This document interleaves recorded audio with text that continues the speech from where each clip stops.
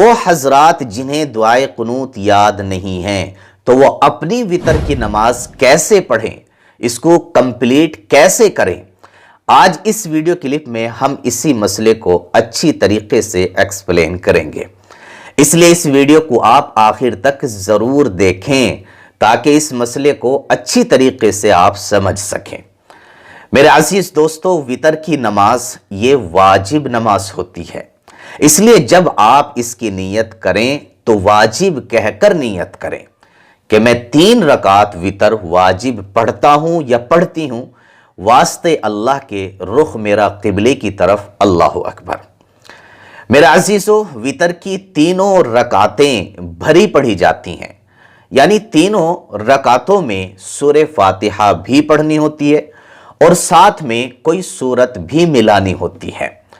اور پھر تیسری رکعت میں سورہ فاتحہ اور سورت پڑھ لینے کے بعد یہیں پر کھڑے کھڑے رکوع میں جانے سے پہلے اللہ اکبر کہہ کر اور کانوں تک ہاتھ اٹھا کر پھر سے نیت باندھ لی جاتی ہے، اور پھر اس کے بعد دعائے قنوت پڑھی جاتی ہے۔ دعائے قنوت یہ ہے: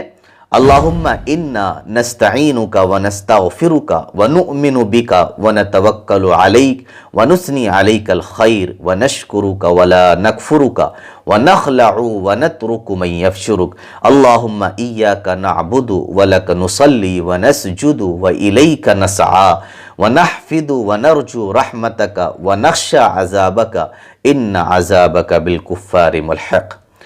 دعائے قنوت پڑھ لینے کے بعد پھر رکوع میں چلے جاتے ہیں اور پھر باقی اپنے وتر کو مکمل کر لیتے ہیں۔ تو اس طریقے سے وتر کی نماز پڑھی جاتی ہے۔ اب رہی یہ بات کہ اگر کسی کو دعائے قنوت یاد نہ ہو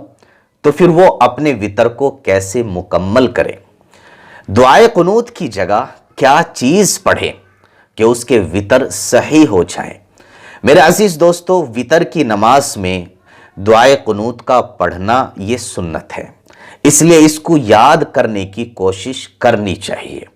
اور جب تک آپ کے یہ یاد نہ ہو تو پھر آپ اس کی جگہ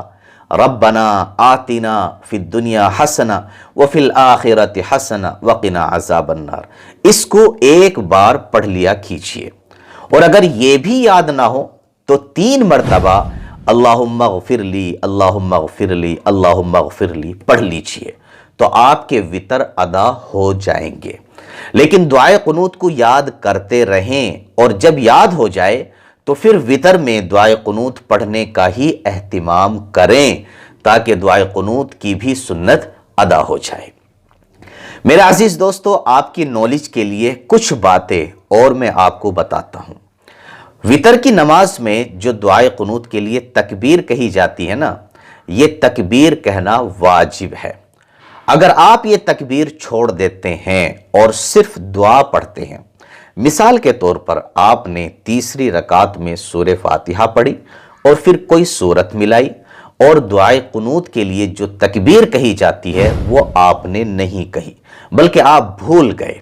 اور سورت ملانے کے بعد فوراً آپ نے دعائے قنوت یا کوئی بھی دعا پڑھ لی اور تکبیر آپ نے نہیں کہی، تو آپ پر سجدہ سہو لازم ہو گیا، کیونکہ آپ نے واجب چھوڑ دیا، اور واجب کے چھوڑ دینے سے سجدہ سہو لازم ہو جاتا ہے۔ اسی طریقے سے آپ نے تکبیر تو کہی تیسری رکعت میں، لیکن کوئی بھی دعا نہیں پڑھی، آپ پڑھنا بھول گئے، خاموش کھڑے رہے اور ادھر ادھر کی سوچتے رہے۔ اس کے بعد پھر آپ کوئی بھی دعا پڑھے بغیر ہی رکوع میں چلے گئے، تو آپ پر سجدہ سہو لازم ہو گیا، کیونکہ تکبیر کہنے کے بعد دعا کا پڑھنا بھی واجب ہے۔ کوئی بھی دعا ہو، دعائے قنوت کا پڑھنا تو سنت ہے، لیکن کسی بھی دعا کا پڑھنا تکبیر کہنے کے بعد یہ واجب ہے۔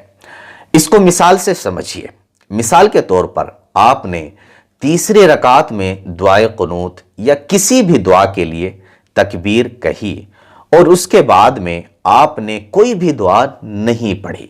اور پھر آپ رکوع میں چلے گئے، تو آپ پر سجدہ سہو واجب ہو گیا، کیونکہ تکبیر کے بعد کسی بھی دعا کا پڑھنا یہ واجب تھا اور آپ نے واجب چھوڑ دیا تو آپ پر سجدہ سہو واجب ہو گیا۔ اگر آپ تکبیر کہہ لینے کے بعد کوئی بھی دعا پڑھ لیتے، چاہے اللہم انا نستعینک یا اس کی جگہ ربنا آتنا یا اس کی جگہ اللہم اغفر لی 3 مرتبہ، تو یہ واجب آپ کا ادا ہو جاتا۔ لیکن چونکہ آپ نے کوئی بھی دعا نہیں پڑھی تو یہ واجب آپ کا ادا نہیں ہوا، آپ کا رہ گیا، تو جس کی وجہ سے سجدہ سہو لازم ہو جاتا ہے۔ اسی طریقے سے اگر آپ تیسری رکعت میں تکبیر کہنا اور دعا پڑھنا دونوں ہی بھول جاتے ہیں اور آپ سیدھے رکوع میں چلے جاتے ہیں، اس کے بعد آپ کو یاد آتا ہے کہ میں نے تو نہ تکبیر کہی اور نہ دعا پڑھی، تو اب آپ پر واجب کے چھوڑ دینے سے سجدہ سہو لازم ہو جاتا ہے۔ لہٰذا آپ اخیر رکعت میں اتحیات پڑھ لینے کے بعد ایک طرف کو سلام پھیر کر 2 سجدے کریں اور اس کے بعد اپنی نماز کو مکمل کریں، تو پھر آپ کی نماز وتر ادا ہو جائے گی، کیونکہ واجب کے چھوٹ جانے سے سجدہ سہو کرنا پڑتا ہے۔ امید کرتا ہوں کہ آپ یہ ساری باتیں اچھی طریقے سے سمجھ گئے ہوں گے۔ اس ویڈیو کو شیئر ضرور کریں، اور اگر آپ کچھ پوچھنا چاہتے ہیں تو کمنٹ باکس میں اپنا سوال لکھ سکتے ہیں۔